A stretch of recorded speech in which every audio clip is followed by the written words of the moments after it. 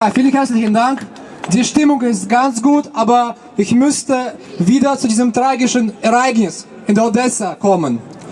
Was hier die westlichen Medien berichten, das stimmt nicht. Die erzählen nur eine Halbwahrheit. Die Tatsachen, die ich über diesen Massaker in Odessa aus westlichen Medien entnehmen konnte, Entschuldigung. Die Tatsachen, die ich Ihnen jetzt über den Massaker berichten werde, finden Sie möglicherweise nicht in angeblich freien westlichen Medien in Europa und USA. Ich werde Ihnen über die grauenvollen Fakten von Rechtsextremismus und unmenschlicher Brutalität berichten, die ich in unterschiedlichen Quellen aus Internet gesehen, gehört und gelesen habe, oder über Menschen, die in Odessa leben und am 2.5.2004 unmittelbar vor Ort waren, erzählen. In westlichen Medien wird die Tragödie in Odessa nur nebenbei, kurz und ohne Akzentuierung auf das Wesentliche dargestellt.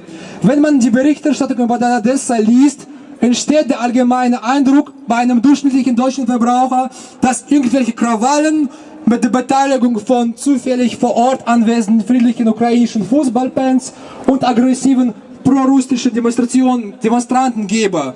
Infolgedessen sei ein Brand entstanden und viele Menschen irgendwie gestorben seien. Die Details sind unklar und werden halbwahr dargestellt, sodass man am Ende eigentlich gar nicht weiß, was passierte, zu welchem politischen Lager die Verstorbenen gehören und wer der Brand verursachte. Allgemein ist die Berichterstattung sehr kurz. Ich habe das Gefühl, dass die Verfasser dieser Aufsätze und Nachrichtenberichte davon ausgehen, dass die genauen Details der Tragödie des Holocaust von Odessa mit 300 Verletzten das europäische Publikum gar nichts interessieren. Ja, diese Geschichte mit Pussy Riot, es wurde viel dazu geschrieben, monatelang, aber dass 300 Menschen in Europa einfach geschlachtet wurden, das interessiert keinen. Und das ist freie Presse.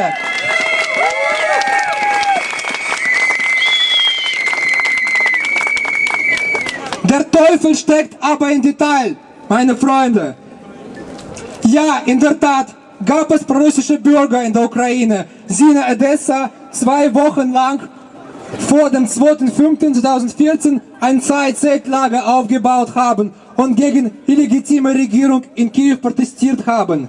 Ja, es gab natürlich auch kleine Auseinandersetzungen mit den politischen Gegnern, die eher zu dem rechten Sektor gehören.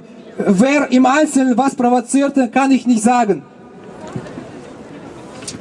Ich war nicht da vor Ort, ich kann es nicht beurteilen, aber es steht zumindest fest, es gab keine Toten, es wurde niemand ermordet.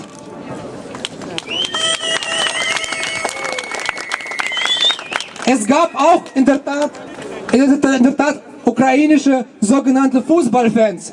Dazu wollte ich aber anmerken, dass ein Fußballclub die größte Vorliebe von vielen Oligarchen ist. So ist es auch in der Ukraine. Die Oligarchen kaufen Fußballclubs und finanzieren diese großzügig. Im Haus der Bürgerkrise und politischer Wirrnis haben die Fußballclubs aber einen kleinen interessanten Vorteil. Man kann sie schnell zu privaten Armeen von Oligarchen umbauen und organisieren. Diese vermeintlichen Fußballfans kamen mit mehreren Bussen und Zügen nach Odessa. Sie waren in kleine Kampfformationen aus 30-40 Mann organisiert.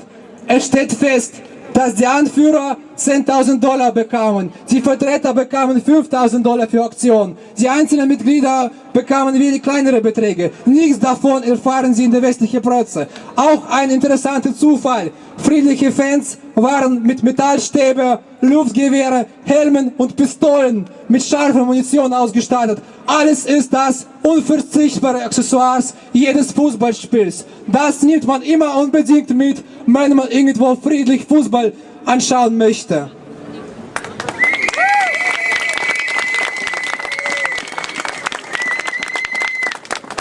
Fast sofort nach ihrer Ankunft haben die sogenannten Fußballfans den Zeltlager von prorussischen Aktivisten eingekesselt und überfielen diesen. Sie schlugen auf alle ein, die einfach in der Nähe des Kulikow-Platzes standen. Auch Frauen, Kinder, zufällige Passanten, es war egal. Sie haben einfach alle angegriffen. Dabei skandierten sie rechtsextremistische Parole und kündigten den Tod für alle Nicht-Ukrainer. Als die vom Angriff überraschte Opfer in Panik gerieten und versuchten zu fliehen, bildeten die friedlichen Fußdemonstranten einen Korridor und trieben ihre Opfer wie Tiere auf den Schlachthof in das Gebäude des Gewerkschaftshauses. Dort war schon alles vorbereitet. Alle Notausgänge waren versiegelt. Sie haben das zuvor gemacht. Alle Notausgänge wurden verschlossen. Es bestand keine Möglichkeit zu fliehen. Dort im Gebäude waren schon kleine Kampfformationen von Mördern mit Brandflüssigkeit, die bereit waren, Opfer zu töten und lebendig zu verbrennen. Als die prorussischen Aktivisten das Gebäude betraten, begann ein Massaker. Die Rechtsextremisten sperrten die Eingangstür, die nette jungen Damen mit ukrainischen Fahnen bereiteten lachend Molotow-Cocktails. Alles war öffentlich. Polizei hat nicht eingegriffen, weil sie keinen Befehl hatten, weil sie wollten, dass diese Menschen getötet werden.